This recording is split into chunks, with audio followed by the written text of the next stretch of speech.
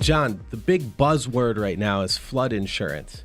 Yep. Yeah, absolutely. Sounds like my mic's on now. So yeah, flood insurance is the big buzzword right now. It all kind of comes together with the government shutdown, right? Because the National Flood Insurance Program, those FEMA-backed flood insurance policies are, it's a governmental agency that underwrites those policies and issues them. So at the time of the government shutdown, Congress had to actually file a last-minute extension right before the shutdown that would have extended the flood insurance program for 6 months into May. Mm-hmm. But a day after that happened, FEMA punted on that. They decided not to honor the Congress's decision to extend the flood insurance program.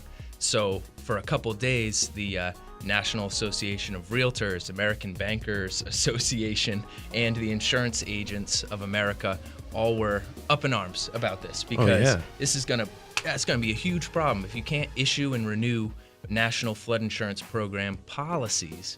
A lot of people are going to go without coverage, and it's going to also have a big impact on real estate transactions, right? Sure is, Can't, if you can't issue a flood insurance policy and a bank is requiring you to have flood insurance to be able to, you can't close. And I don't have the exact number in front of me, but there was thousands upon thousands of transactions that were going to be affected by this. So all these lobbying groups started coming together and saying, this can't happen. So 2 days after, FEMA reversed its decision. They decided, okay, we are now going to be issuing flood insurance policies and renewing them. They're honoring Congress's decision. It's been extended for 6 months into May. So, long story short, keep kicking the can down the road. Exactly. Long story short, flood insurance is through the National Flood Insurance Program back on as usual. If you have a real estate transaction pending and you're expected to have flood insurance for that, it's going to be fine. You can still get that policy. Yeah. But there were a couple days there where, we were wondering what's going to happen. So what happens after this 6 months if they decide not to extend?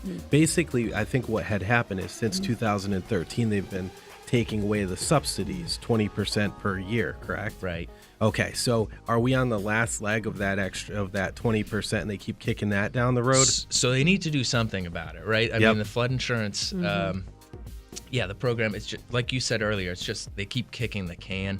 The problem is that it's not really well funded, Premiums continue to go up, and that's because there's been a lot of flood insurance claims in the last several years. Sure. All these natural disasters, hurricanes and massive floods.